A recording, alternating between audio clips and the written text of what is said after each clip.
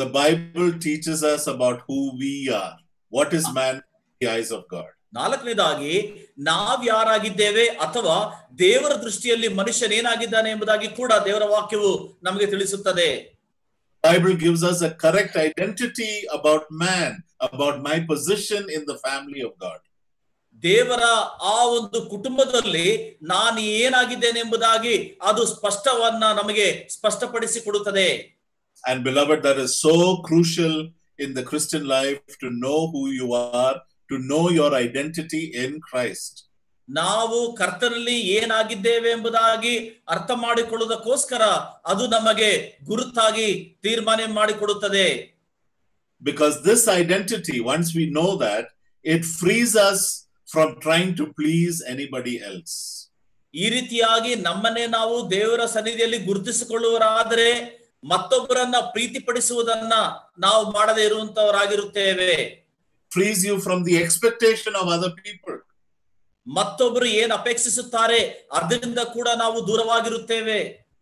And so you can please only God when you know who you are in the eyes of God. ನಾವು ದೇವರನ್ನ ಮಾತ್ರ ತೃಪ್ತಿಪಡಿಸುವಂತರಾಗಿರುತ್ತೇವೆ. ಆ ದೇವರ ದೃಷ್ಟಿಯಲ್ಲಿ ನಾವು ಯೋಗ್ಯರಾಗಿರುತ್ತೇವೆ. And number 5, we saw yesterday that the knowledge of the Bible helps us to handle the difficult situations in our lives. ನಮ್ಮಲ್ಲಿ ಬರುವಂತಹ ಇಕ್ಕಟ್ಟಿನ ಪರಿಸ್ಥಿತಿಯನ್ನ ಅದು ಸೂಕ್ಷ್ಮವಾಗಿ ನಾವು ಅದನ್ನ ನಿರ್ವಹಿಸುವುದಕ್ಕೋಸ್ಕರ ದೇವರ ವಾಕ್ಯವು ನಮಗೆ ಸಹಾಯ ಮಾಡುವಂತದ್ದಾಗಿರುತ್ತದೆ. The Bible gives us guidance. It gives us perspective. ದೇವರ ವಾಕ್ಯವು ನಮಗೆ ಮಾರ್ಗದರ್ಶನವನ್ನ ಕೊಡುತ್ತದೆ. ನಮಗೆ ಬೇಕಾಗಿರುವಂತಹ ದೃಷ್ಟಿಯನ್ನು ಕೂಡ ದೇವರ ವಾಕ್ಯವು ಕೊಡುವಂತದ್ದಾಗಿರುತ್ತದೆ. Word of God teaches us that our troubles have a limit and there is an end to it. ಆದರೆ ಈ ಕಷ್ಟವು ಅಥವಾ ಈ ಪರಿಸ್ಥಿತಿಗೆ ಒಂದು ಅಂತ್ಯವಿದೆ ಎಂಬುದಾಗಿ ದೇವರ ವಾಕ್ಯ ನಮಗೆ ತಿಳಿಯಪಡಿಸುತ್ತದೆ. Okay, today number 6, the scriptures are able to build us up in the faith. ಆರನೇದಾಗಿ ಈ ದೇವರ ವಾಕ್ಯವು ನಮ್ಮ ನಂಬಿಕೆಯಲ್ಲಿ ದೃಢಪಡಿಸುವಂತದ್ದಾಗಿರುತ್ತದೆ.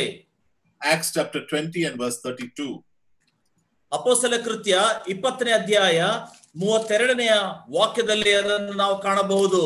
ಅಪೊಸ್ತಲ ಕೃತ್ಯ 20ನೇ ಅಧ್ಯಾಯ 32ನೇ ವಾಕ್ಯ.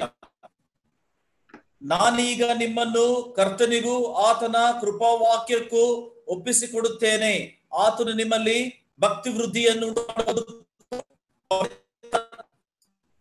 ಪವಿತ್ರರಾದವರೆಲ್ಲರಲ್ಲಿ ನಿಮಗೆ ಹಕ್ಕನ್ನು ಅನುಗ್ರಹಿಸುವುದಕ್ಕೂ ಶಕ್ತನಾಗಿದ್ದಾನೆ. The word build is regularly used in the New Testament. ನಮ್ಮನ್ನ ಕಟ್ಟಿಸುವಂತ ಆ ಕಟ್ಟಲ್ಪಡುವಿಕೆ ಎಂಬಂತ ಒಂದು ಪದವು ಹೊಸ ಒಡಂಬಡಿಕೆಯಲ್ಲಿ ಬಹಳ ಸರಿ ಉಪಯೋಗಿಸಿದ್ದಾರೆ. Apostle Paul uses it again in the to the Ephesians, and in Colossians he uses this word, that building us up. ಈ ಎಫೆಸದವರಿಗೆ ಬರೆದ ಪತ್ರಿಕೆಯಲ್ಲಿಯೂ ಕೊಲೋಸ್ಯದವರಿಗೆ ಬರೆದ ಪತ್ರಿಕೆಯಲ್ಲಿಯೂ ಅಪೊಸ್ತಲನಾದಂತ ಪೌಲನು ನಾವು ಕ್ರಿಸ್ತ ನಂಬಿಕೆಯಲ್ಲಿ ಕಟ್ಟಲ್ಪಡುವುದಾಗಿ in simple words, about getting stronger in the word of God and in our faith. ಅಂದರೆ ಅದು ನಾವು ನಮ್ಮ ವಿಶ್ವಾಸದಲ್ಲಿ ಬಲ ಹೊಂದುವಂತದ್ದು, ಅದು ಮಾತ್ರವಲ್ಲ ನಾವು ಒಳ್ಳೆ ರೀತಿಯಲ್ಲಿ ಮುಂದೆ ಸಾಗುವಂತದ್ದಾಗಿರುತ್ತದೆ. And God gives us that understanding of the word of God, which is able to increase our faith and enable us to make the right choices and right decisions in life. ಈ ರೀತಿಯಾಗಿ ದೇವರ ವಾಕ್ಯದಲ್ಲಿ ಬೆಳೆಯುವುದಕ್ಕೂ ಅಥವಾ ದೇವರ ವಾಕ್ಯವನ್ನ ಗ್ರಹಿಸಲಿಕ್ಕೆ ಆ ಪ್ರಕಾರವಾಗಿ ಬೆಳೆದು ನಿಲ್ಲುವುದಕ್ಕೂ ದೇವರ ವಾಕ್ಯವು ನಮಗೆ ಸಹಾಯ ಮಾಡುತ್ತದೆ. Let's also read 2 Timothy chapter 3 and verse 15. 2 Timothy 3:15 ಕೂಡ ನಾವು ಒಂದು ಸಾರಿ ಓದಿಕೊಳ್ಳೋಣ. 2 ತಿಮೋಥಿ 3:15. ಆ ಗ್ರಂಥಗಳು ಕ್ರಿಸ್ತ ಯೇಸುವಿನಲ್ಲಿರುವ ನಂಬಿಕೆಯ ಮೂಲಕ ರಕ್ಷಣೆ ಹೊಂದಿಸುವ ಜ್ಞಾನವನ್ನ ಕೊಡುವುದಕ್ಕೆ ಶಕ್ತವಾಗಿದೆ. Yes, from childhood the reading of the word, the study of the word makes us wise unto salvation. ಚಿಕ್ಕಂದಿನಿಂದಲೇ ದೇವರ ವಾಕ್ಯವನ್ನ ನಾವು ಓದುವುದರನ್ನ ಆ ಅಭ್ಯಾಸವನ್ನ ಮಾಡಿದರೆ ನಮ್ಮ ಜ್ಞಾನವನ್ನ ಉತ್ತಮ ರೀತಿಯಲ್ಲಿ ಅದನ್ನು ಬೆಳೆಯುವುದಾಗಿ ಇದು ಪ್ರಯೋಜನಕಾರಿಯಾಗಿರುತ್ತದೆ. Those of us who have come from a Christian background and Christian families, perhaps we have accepted the Lord Jesus Christ at a very young age of 8 years, 9 years, 10 years.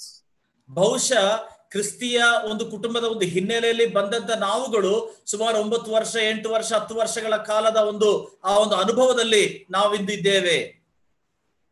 And at that age, we didn't know all the doctrines. We didn't know the depth of the doctrine of salvation and all that Jesus Christ did for us. With very simple understanding, we accepted the Lord Jesus as our Savior. ಮೊದಲನೇ ದಿನಗಳಲ್ಲಿ ಈ ಎಲ್ಲಾ ಸಿದ್ಧಾಂತಗಳನ್ನ ನಾವು ಅರ್ಥ ಮಾಡಿಕೊಂಡಿರಲಿಲ್ಲ. ಆದ್ರೂ ಕೂಡ ಅಲ್ಪ ಸ್ವಲ್ಪ ಅಂದರೆ ಸಾಧಾರಣವಾಗಿ ಕ್ರಿಸ್ತನನ್ನ ನಾವು ಅರ್ಥ ಮಾಡಿಕೊಂಡು ಆತನನ್ನು ಅಂಗೀಕರಿಸಿದೆವು. But it is only by the systematic study and the listening of God's word and the reading of God's word that we enter into the full depth of all that Christ has done for us. ಈ ರೀತಿಯಾಗಿ ವ್ಯವಸ್ಥಿತವಾದಂತಹ ಒಂದು ಅಭ್ಯಾಸ ಮಾಡಿದರೆ ಮಾತ್ರ ದೇವರಲ್ಲಿ ಬೇರೂರಿ ನಾವು ಬೆಳಿಲಿಕ್ಕೆ ಸಾಧ್ಯವಾಗುವಂತದ್ದು. And it encourages us to become stronger in our faith in Jesus Christ. ಅಷ್ಟು ಮಾತ್ರವಲ್ಲ, ಕರ್ತನಾದ ಯೇಸು ಕ್ರಿಸ್ತನಲ್ಲಿ ಬಲಶಾಲಿಗಳಾಗಿ ನಿಲ್ಲುವುದಕ್ಕೂ ಕೂಡ, ಬಲಿಷ್ಠರಾಗಿ ನಿಲ್ಲುವುದಕ್ಕೂ ಕೂಡ ಇದು ಸಹಾಯ ಮಾಡುತ್ತದೆ. And so, dear beloved, it is important for you and for me to keep on reading and studying God's word so that we get built up in the faith, in our understanding, as well as in our experience of God's word. ಹಾಗಾಗಿ ನಾವು ದೇವರ ವಾಕ್ಯವನ್ನ ನಾವು ಎಷ್ಟು ಮಾತ್ರವಾಗಿ ನಾವು ಅಭ್ಯಾಸಿಸುತ್ತೇವೆಯೋ ಆ ಪ್ರಕಾರವಾಗಿ ನಾವು ಬೆಳೆದು ನಿಲ್ಲಲಿಕ್ಕೂ ದೇವರನ್ನ ಗ್ರಹಿಸಲಿಕ್ಕೂ ಅದು ಸಹಾಯ ಮಾಡುತ್ತದೆ. Okay, number 7. God's word enables us to understand what is God's will, both specific and general, for each one of us. ದೇವರ ಚಿತ್ತವು ನಮ್ಮ ಜೀವಿತದಲ್ಲಿ ಅದು ಎಷ್ಟು ನಿರ್ದಿಷ್ಟವಾಗಿದೆ ಅಲ್ಲವಾಗಿದೆ ಎಂಬುದಾಗಿ ಕೂಡ ಅರ್ಥ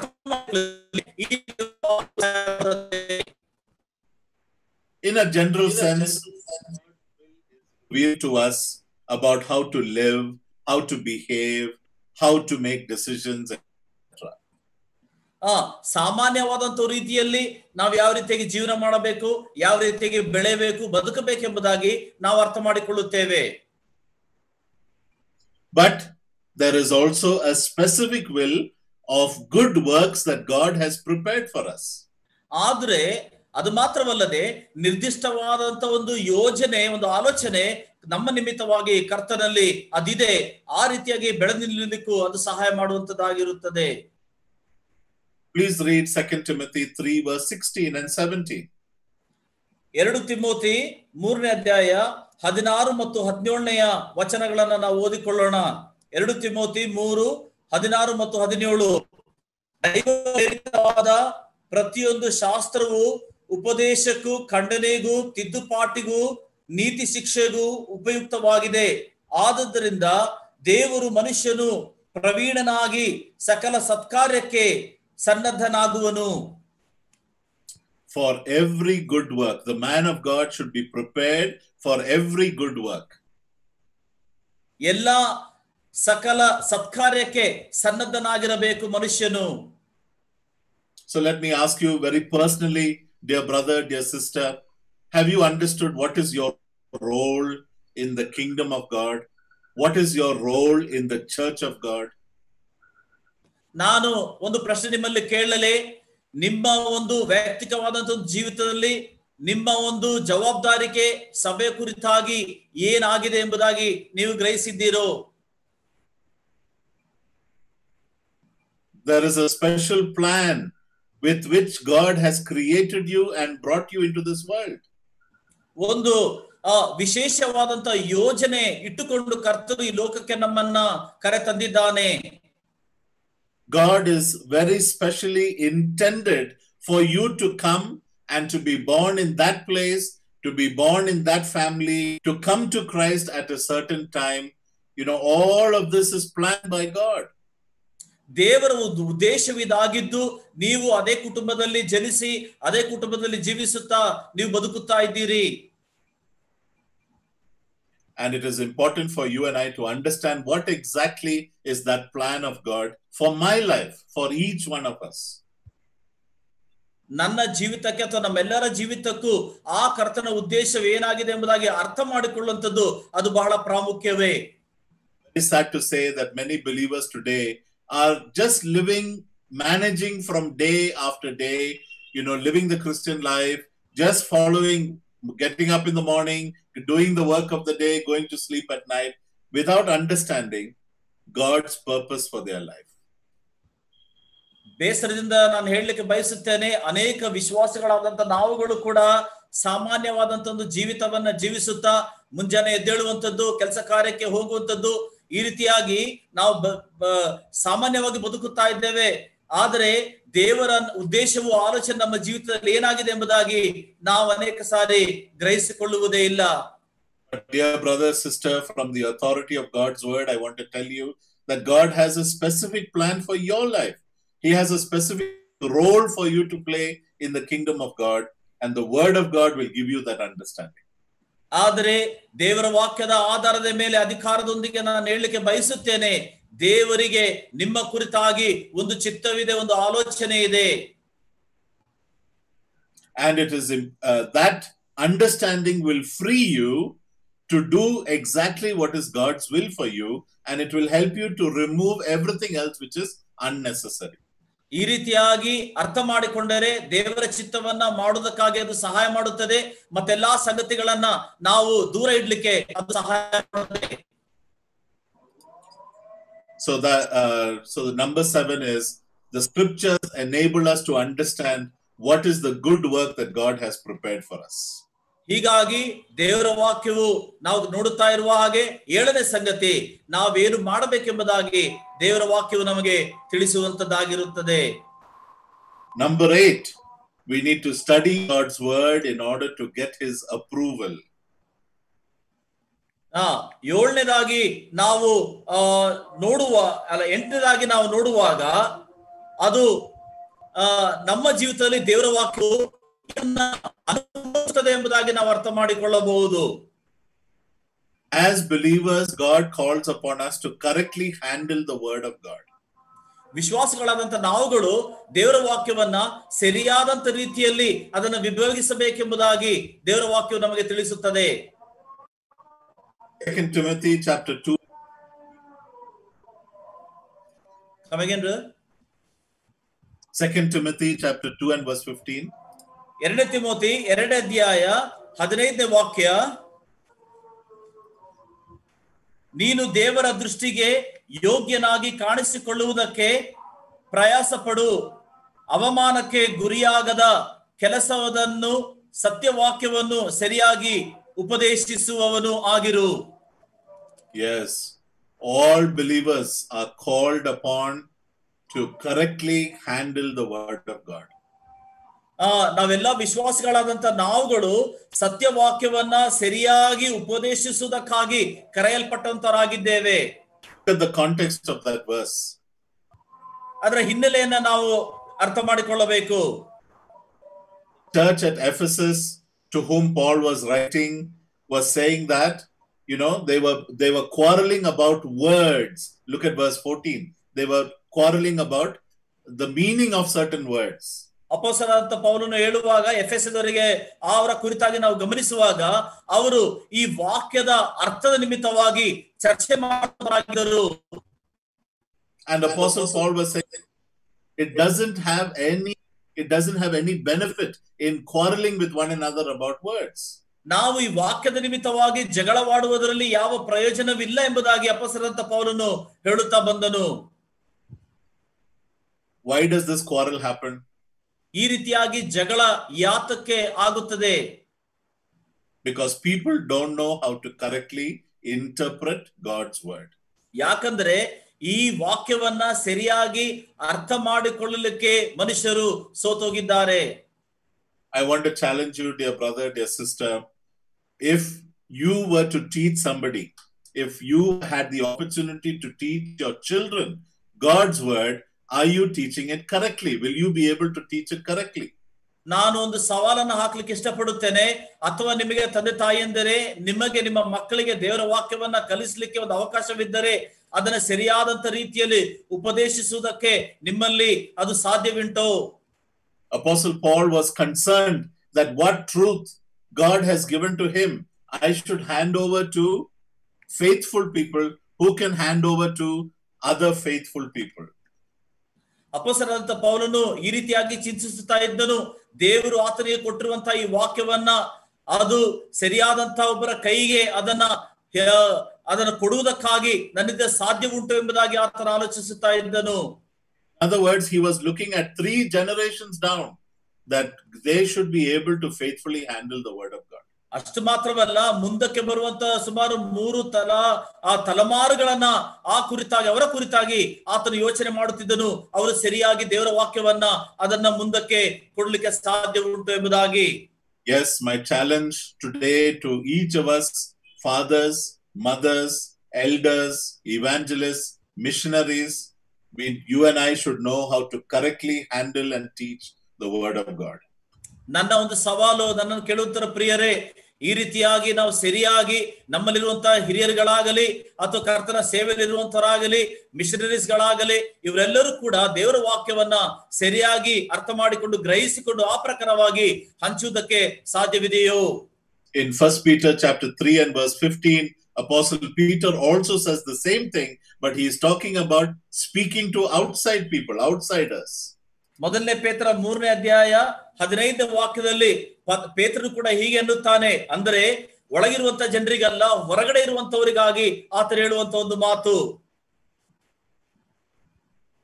ಮೊದಲನೇ ಪೇತ್ರ 3:15, ಅವರ ಬೆದರಿಸುವಿಕೆಗೆ ಹೆದರದೆ ಕಳವಳ ಪಡದೆ ಕ್ರಿಸ್ತನನ್ನು ಕರ್ತನೆಂದು ನಿಮ್ಮ ಹೃದಯಗಳಲ್ಲಿ ಪ್ರತಿಷ್ಠೆ ಪಡಿಸಿರಿ. ನಿಮ್ಮಲ್ಲಿರುವ ನಿರೀಕ್ಷೆಗೆ ಆಧಾರವೇನೆಂದು ಕೇಳುವವರೆಲ್ಲರಿಗೆ ಉತ್ತರ ಹೇಳುವುದಕ್ಕೆ ಯಾವಾಗಲೂ ಸಿದ್ಧವಾಗಿರಿ. ಆದರೆ ಅದನ್ನು ಸಾತ್ವಿಕತ್ವದಿಂದಲೂ ಮನೋಭೀತಿಯಿಂದಲೂ ಹೇಳಿರಿ. Are you able to clearly explain why you believe in Jesus Christ, what he has done for you, what are the tenets of Christianity, the basic truths of Christianity? Are you able to explain to your colleagues around you? ನಿಮ್ಮಲ್ಲಿರುವಂತ ಸಹೋದರರಿಗಾಗಲಿ ಸ್ನೇಹಿತರಿಗಾಗಲಿ ನಿಮ್ಮಲ್ಲಿರುವಂತ ನಂಬಿಕೆಗೆ ಆಧಾರವೇನೆಂಬುದಾಗಿ ಯಾರಾದ್ರೂ ಕೇಳಿದರೆ ಸರಿಯಾದಂತ ಒಂದು ವಿವರಣೆ ಕೊಡ್ಲಿಕ್ಕೆ ನಿಮ್ಮಿಂದ ಸಾಧ್ಯವಿದೆಯೋ? Beloved, for that we have to study God's word. ಅದಕ್ಕೆ ನಾವು ದೇವರ ವಾಕ್ಯವನ್ನ ಸರಿಯಾಗಿ ಕಲಿಯುವಂತವರಾಗಿರಬೇಕು. Let me be more clear. It is not just enough to keep on listening to messages.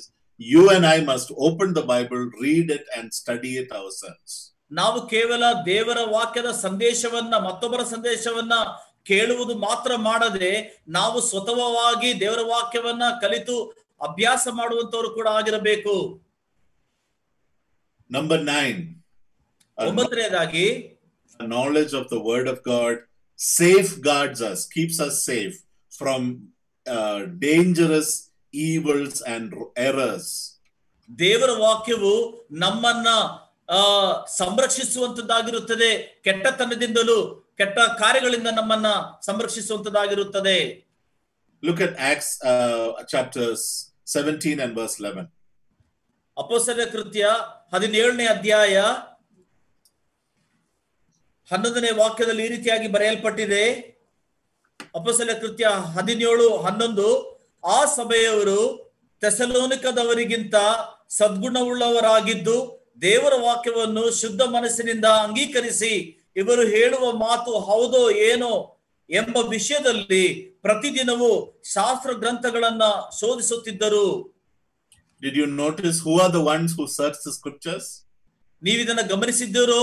ಯಾರು ದೇವರ ವಾಕ್ಯವನ್ನು ಸೂಕ್ಷ್ಮವಾಗಿ ಗಮನಿಸುತ್ತಿದ್ದರೆಂಬುದಾಗಿ? It is the believers themselves. ಅದು ವಿಶ್ವಾಸಿಗಳು ತಾವುಗಳೇ. Whose teaching did they listen to? ಯಾರ ಉಪದೇಶವನ್ನ ಕೇಳುತ್ತಾ ಇದ್ದರು? Apostle Paul. ಅಪೊಸ್ತಲನಾದ ಪೌಲನ ಉಪದೇಶವನ್ನ ಕೇಳುತ್ತಿದ್ದರು. Can you imagine today if Apostle Paul was taking a Bible study and we as believers said, no, I am not going to trust what Apostle Paul said. I am going to study the word of God myself to find out whether what he is saying is correct or not. ಅಥವಾ ಒಂದು ವೇಳೆ ಅಪೊಸ್ತಲ ಪೌಲನು ನಮ್ಮ ಮಧ್ಯದಲ್ಲಿ ಇರುವುದೇ ಆಗಿದ್ದರೆ ನಾವು ಈ ರೀತಿಯಾಗಿ ಕಲ್ಪಿಸಿಕೊಳ್ಳಬಹುದು, ಅಪೊಸ್ತಲ ಪೌಲನು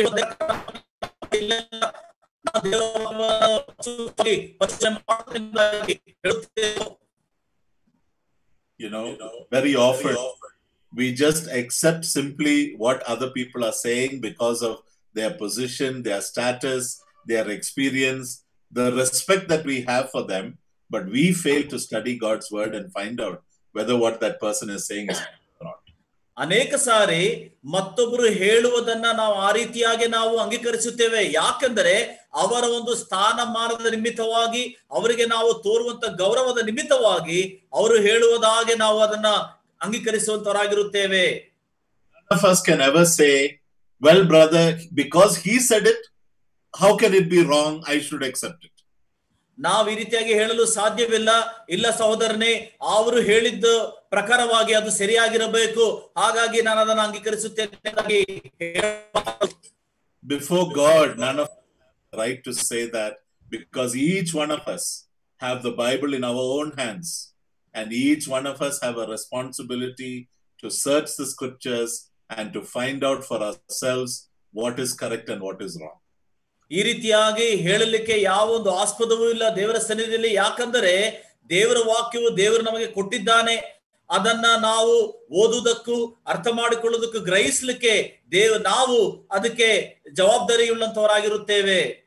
Another mistake that we are making these days is that when we hear from one side, one particular way of interpretation, then we go to another brother and we say, brother, this fellow said it like this, what do you say? And we get completely confused.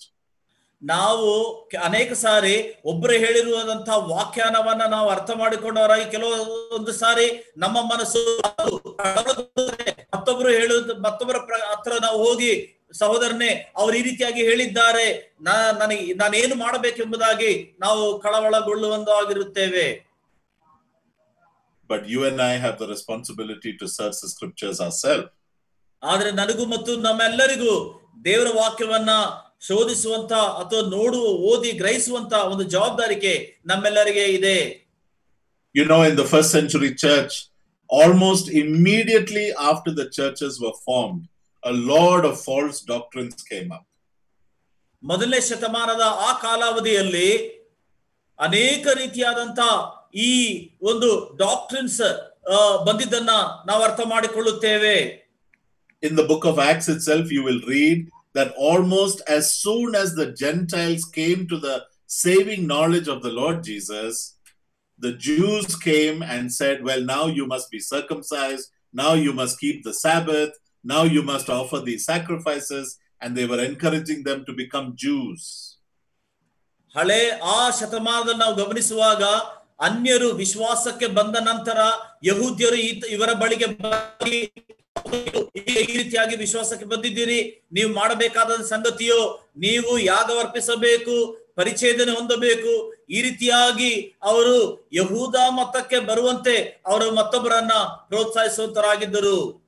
When you come to 1 Corinthians, the wrong doctrines about spiritual gifts, the wrong doctrine about the resurrection, the wrong teaching about the Lord's Supper, all these issues were there in the Corinthian church.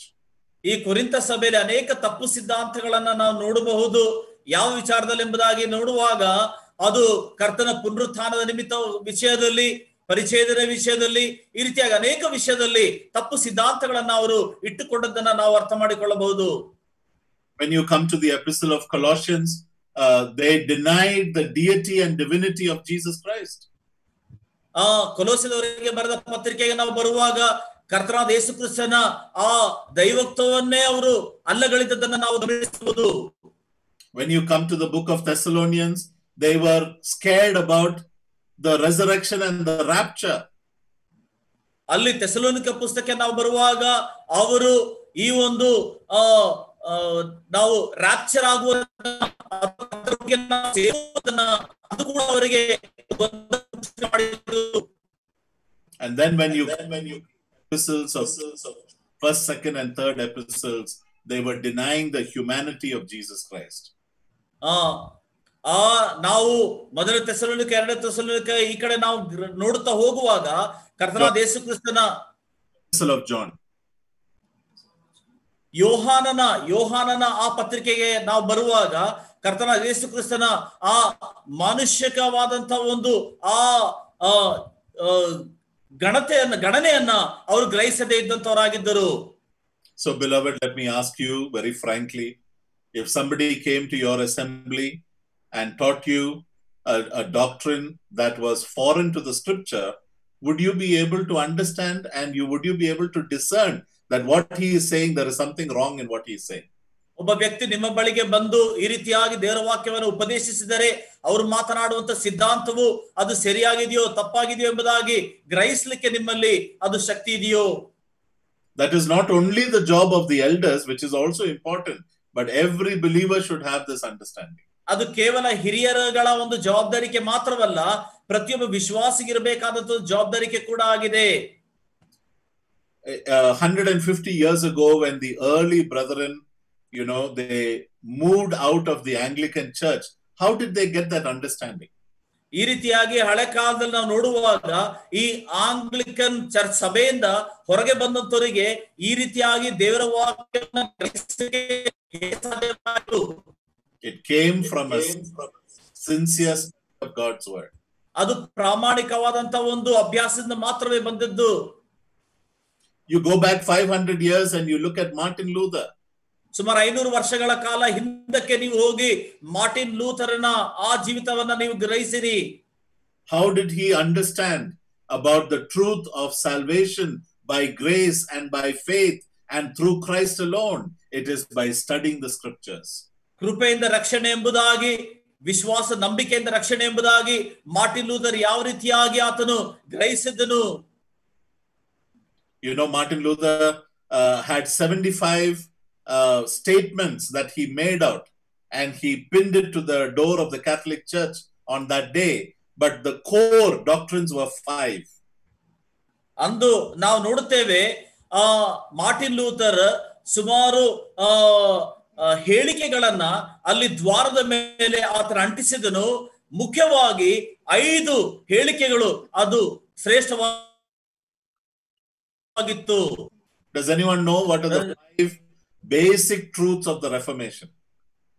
ಈ ಮೂಲ 5 ಸಿದ್ಧಾಂತಗಳು ಏನಾಗಿದ್ದವು ಎಂಬುದಾಗಿ ನೀವು ಯಾರಾದ್ರೂ ತಿಳಿದುಕೊಂಡಿದ್ದೀರೋ? Number 1, only by faith. ಮೊದಲನೇದಾಗಿ ನಂಬಿಕೆ ಮುಖಾಂತರವಾಗಿ ಮಾತ್ರವೇ. Number 2, only by grace. ಎರಡನೇದಾಗಿ ಕೃಪೆ ಮುಖಾಂತರವಾಗಿ ಮಾತ್ರವೇ. Number 3, only through Christ. ಮೂರನೇದಾಗಿ ಕ್ರಿಸ್ತನ ಮುಖಾಂತರವಾಗಿಯೇ. Number 4, the word of God only, no other scriptures. ನಾಲ್ಕನೇದಾಗಿ ದೇವರ ವಾಕ್ಯವು ಮಾತ್ರವೇ, ಮತ್ತೇನು ಇಲ್ಲ. And number 5, only for the glory of God. ಐದನೇದಾಗಿ ಎಲ್ಲವೂ ದೇವರ ಮಹಿಮೆಗಾಗಿ ಮಾತ್ರವೇ. These were the 5 tenets of the Reformation, and all this understanding came, dear brothers and sisters, by a sincere, serious study of God's word. ಇಲ್ಲಿ ನಾವು ಹೇಳುವಂತದ್ದು ಈ 5 ಉಪದೇಶಗಳು, ಸಿದ್ಧಾಂತಗಳು ದೇವರ ಆ ಒಂದು ನಮ್ಮ ಒಂದು ನಂಬಿಕೆಯಲ್ಲಿ ಅಥವಾ ದೇವರ ವಾಕ್ಯವನ್ನು ಕಲಿಯುವುದಕ್ಕಾಗಿ ಅದು ಸಹಾಯ ಮಾಡುವಂತದ್ದಾಗಿರುತ್ತದೆ. Scriptures tell us about many men who went away from the faith because they did not have a proper foundation. ಅನೇಕರು ವಿಶ್ವಾಸಕ್ಕೆ ಬಂದು ಹಿಂತಿರುಗಿ ಹೋದದನ್ನ ಕೂಡ ನಾವು ನೋಡುತ್ತೇವೆ. ಯಾಕಂದ್ರೆ ಸರಿಯಾದಂತ ಒಂದು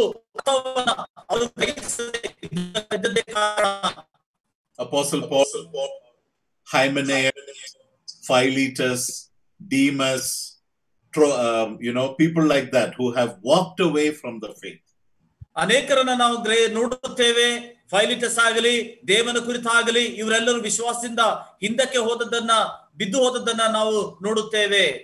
Because so many other distractions were there to keep them from understanding and studying God's word. ಯಾಕಂದ್ರೆ ಈ ಅನೇಕ ಸಂಗತಿಗಳು ಅವರ ಮನಸ್ಸನ್ನ ವಿಚಲಗೊಳಿಸಿತು ಎಂಬುದಾಗಿ ಕೂಡ ನಾವು ನೋಡುತ್ತೇವೆ. So a knowledge of the word of God is important to keep us from committing fatal, very serious errors in the Christian faith. ಈ ರೀತಿಯಾಗಿ ದೇವರಲ್ಲಿಡುವಂತಹ ಆ ಒಂದು ದೇವರ ವಾಕ್ಯದಲ್ಲಿಡುವಂತಹ ಒಂದು ನಂಬಿಕೆಯು ಅನೇಕ ಸಾರಿ ನಾವು ಘೋರವಾದಂತಹ ಒಂದು ಪಾಪವನ್ನ ಮಾಡುವುದಕ್ಕೆ ಅದು ನಮ್ಮನ್ನ ಪಾರು ಮಾಡುವಂತದ್ದಾಗಿರುತ್ತದೆ. Today in the Church of God, we are faced with issues of divorce, of abortion, of remarriage. These are critical issues. Even sexual, gender identity. These are all issues that the church has to deal with.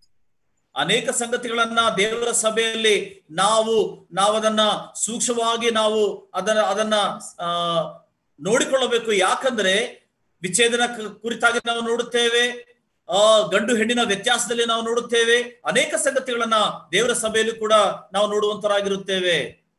It will come into our families and it will come into our churches very, very soon. ನಮ್ಮ ಒಂದು ಕುಟುಂಬದ ಜೀವಿತದಲ್ಲಿಯೂ ನಮ್ಮ ಒಂದು ಸಭೆಗಳಲ್ಲಿಯೂ ಕೂಡ ಇದು ಬೇಗನೆ ನುಸುಳುತ್ತದೆ ಎಂಬುದಾಗಿ ನಾವು ಅರ್ಥ ಮಾಡಿಕೊಳ್ಳಬೇಕು.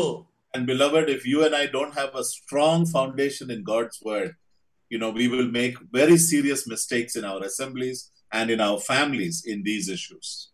ನಾವ್ ಈ ರೀತಿಯಾಗಿ ದೇವರ ವಾಕ್ಯದಲ್ಲಿ ಬೇಕಾಗಿರುವಂತಹ ಸರಿಯಾದಂತ ಒಂದು ಅಡಿಪಾಯವು ನಮ್ಮ ಜೀವಿತದಲ್ಲಿ ಇಲ್ಲದೆ ಹೋದರೆ ಇದೆಲ್ಲ ಸಮಸ್ಯೆಗಳನ್ನ ನಾವು ಎದುರಿಸಬೇಕಾಗುತ್ತದೆ. The last point I want to bring to you this evening is that a serious study of God's word enables us to comfort others, to encourage others, and to motivate others. ನಾವು ದೇವರ ವಾಕ್ಯವನ್ನ ಗಂಭೀರವಾಗಿ ಕಲಿಯುವಂತದ್ದೇ ಆಗಿದ್ರೆ ಅದು ಮತ್ತೊಬ್ಬರಿಗೆ ಪ್ರೋತ್ಸಾಹ ಮಾಡೋದಕ್ಕಾಗಿಯೂ ಅವರಿಗೆ ಸಮಾಧಾನ ಪಡಿಸುವುದಕ್ಕಾಗಿಯೂ ಅದು ಪ್ರಯೋಜನ ಪಡುತ್ತದೆ. Let's read 2 verses, Colossians chapter 4 and verse 6. ಕೊಲೋಸದವರಿಗೆ ಬರೆದ ಪತ್ರಿಕೆ 4 ಮತ್ತು 6 ನಾವು ಓದಿಕೊಳ್ಳೋಣ. ಕೊಲೋಸದವರಿಗೆ ಬರೆದ ಪತ್ರಿಕೆ 4ನೇ ಅಧ್ಯಾಯ 6ನೇ ವಾಕ್ಯ. ನಿಮ್ಮ ಸಂಭಾಷಣೆ ಯಾವಾಗಲೂ ಇಂಪಾಗಿಯೂ ರಸಮತ್ತಾಗಿಯೂ ಇರಲಿ, ಹೀಗೆ ನೀವು ಯಾರ್ಯಾರಿಗೆ ಯಾವ ರೀತಿಯಲ್ಲಿ ಉತ್ತರ ಹೇಳಬೇಕೋ ಅದನ್ನು ತಿಳಿದುಕೊಳ್ಳುವಿರಿ. Yes, dear brothers and sisters, when our fellow believers, when our family members are discouraged, disheartened, frustrated, stressed out, are we able to comfort them? Is our speech solid enough, seasoned with salt, so that we can be a blessing to others? ನಮ್ಮಲ್ಲಿ ಅನೇಕ ವಿಶ್ವಾಸಿಗಳು ಎಂದಾದರೂ ನಿರುತ್ಸಾಹಕರಾಗಿದ್ದರೆ ಅಥವಾ ಬೇಸರದಲ್ಲಿದ್ದರೆ ಅಥವಾ ಯಾವ್ದಾದ್ರು ರೀತಿಯಲ್ಲಿ ಕುಂದು ಹೋಗಿದರೆ ಇಂಥವರಿಗೆ ಪ್ರೋತ್ಸಾಹಿಸಲಿಕ್ಕೆ ನಮ್ಮಿಂದ ಅದು ಸಾಧ್ಯ ಉಂಟು. Please read 1 Thessalonians chapter 5 and verse 18. 1 Thessalonians 4 verse 18. ಮೊದಲನೇ ಥೆಸಲೋನಿಕರಿಗೆ ಬರೆದ ಪತ್ರಿಕೆ 4ನೇ ಅಧ್ಯಾಯ 18ನೇ ವಾಕ್ಯವನ್ನ ಕೂಡ ನಾವು ಓದಿಕೊಳ್ಳೋಣ. ಆದ ಕಾರಣ ಈ ಮಾತುಗಳಿಂದ ಒಬ್ಬರನ್ನೊಬ್ಬರು ಸಂತೈಸಿರಿ. How to encourage one another? ಒಬ್ಬರು ಮತ್ತೊಬ್ಬರನ್ನ ಯಾವ ರೀತಿಯಾಗಿ ನಾವು ಸಂತೈಸಬಹುದು? Word of God, isn't it? ದೇವರ ವಾಕ್ಯದ ಮುಖಾಂತರವಾಗಿ ಮಾತ್ರವಲ್ಲವೇ? Go to the next chapter and read chapter 5 and verse 14. ಅದೇ ಮೊದಲನೇ ಥೆಸಲೋನಿಕ ಪತ್ರಿಕೆ 5ನೇ ಅಧ್ಯಾಯ 14ನೇ ವಾಕ್ಯವನ್ನ ಕೂಡ ನಾವು ಓದಿಕೊಳ್ಳೋಣ. ಸಹೋದರರೇ, ಅಕ್ರಮವಾಗಿ ನಡೆಯುವವರಿಗೆ ಬುದ್ಧಿ ಹೇಳಿರಿ, ಮನಗುಂದಿದವರನ್ನು ಧೈರ್ಯಪಡಿಸಿರಿ, ಬಲಹೀನರಿಗೆ ಆಧಾರವಾಗಿರ್ರಿ,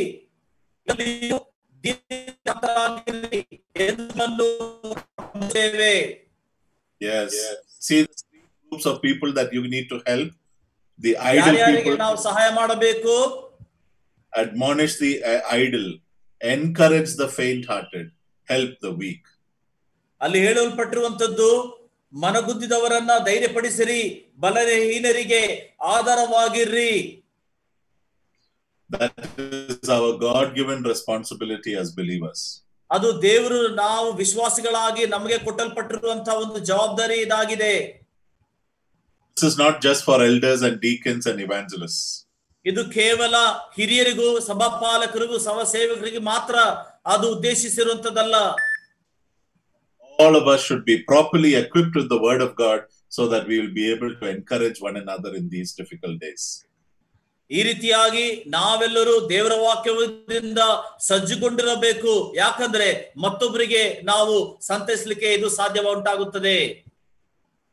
So may the Lord help us, dear brothers and sisters, as we continue in these series of Bible studies, that we will understand the importance of it and take it seriously in our lives. Go back and search the scriptures. Every time you listen to a message, go back and search whether what he said is correct or not, and then apply it into our lives. Let it come out in obedience in our practical Christian life. ನಾವೀ ರೀತಿಯಾಗಿ ದೇವರ ವಾಕ್ಯದ ಅಧ್ಯಯನವನ್ನು ಸರಣಿಯಾಗಿ ನಾವು ಕಲಿಯುವಾಗ ಈ ಎಲ್ಲಾ ಸಂಗತಿಗಳನ್ನ ಅದು ನಾವು ಅರ್ಥ ಮಾಡಿಕೊಳ್ಳುವುದಕ್ಕಾಗಿಯೂ ಗ್ರಹಿಸಲಿಕ್ಕೂ ಅದು ನಮಗೆ ಸಹಾಯ ಮಾಡುವಂತದ್ದಾಗಿರಲಿ. May the Lord's name be glorified. ದೇವರ ನಾಮಕ್ಕೆ ಮಹಿಮೆ ಉಂಟಾಗಲಿ.